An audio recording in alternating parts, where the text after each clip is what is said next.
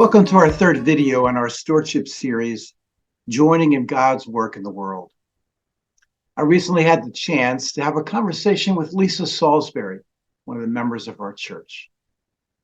Lisa began her story back in the early 2000s, where she described joining an Alpha group and how Alpha and that whole program and the small group setup really ignited her relationship with the Lord. It made her aware of the Holy Spirit at work in her life in ways she had never imagined. But as her life got busier with going back to school and then work, kids, a family life, she hadn't realized how far she had drifted and that she had lost that sense of God's presence in her life. Then things took a hard turn with the events starting in 2020 that she could have never foreseen. Yes.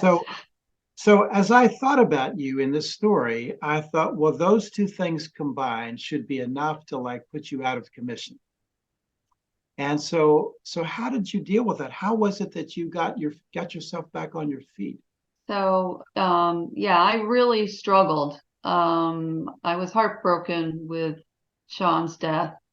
And in addition to grief, I had a lengthy depression, which was something that I had depression when I was young. So I did recognize it. I knew that I needed God's help to get through it. Having a relationship with Jesus made such a difference years and years ago, and I didn't have it anymore, and I knew that that's what I needed. And so you described that you thought, maybe if I could get something, not Alpha, not to go into a redo of Alpha, but something that had that same kind of small group dynamic around the Bible. And you thought about it and you looked around, and we weren't offering anything like that at the time. So what was your response to that? So I decided I had to create a group. So I created an evening group so that for other working women like myself, and we started that a ladies' Bible study on Wednesday evenings. Wow. And so I've been tracking it because I also run some groups on Wednesdays. That has really had an impact on a lot of people. What was its impact on you? So it gave me the opportunity to reconnect with the Bible, learn more about God, and help my prayer life. A lot of the time with Bible study, I realized that God was telling me I need to prepare. I wasn't going to get the answers or that I needed immediately, but I kept getting messages that, okay, keep on reading, keep on studying, keep on praying. It really did make a difference, and I had a breakthrough about a month ago. Wow.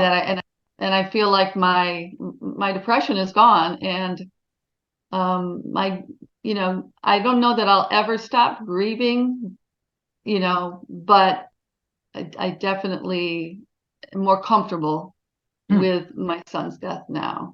Well, I'll say, because while you were doing that and kind of getting rebuilt and reconnecting with the presence of the Holy Spirit in your life, while you were starting to make a comeback with the help of the Lord through this group, some other stuff happened that was pretty big, that didn't have to do with just inside of church.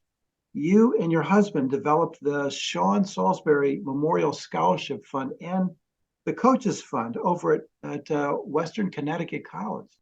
We wanted to support the young coaches. Sean was working 2 jobs and fell asleep while driving. And we would want to help other coaches who are in the situation to hopefully prevent that from happening to them. So we set up the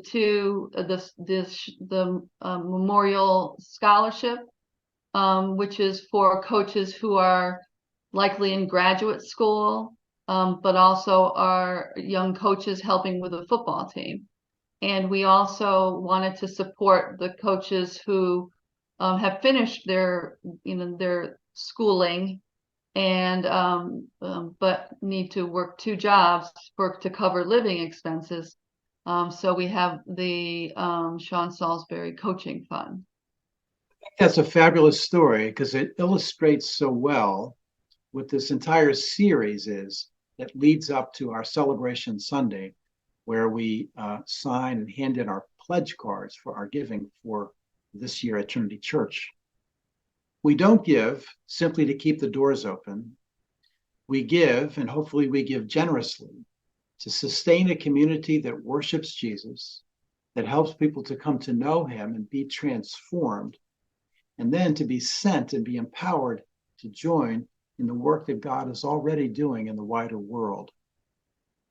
So thank you, Lisa, for your story. It's so inspiring to all of us.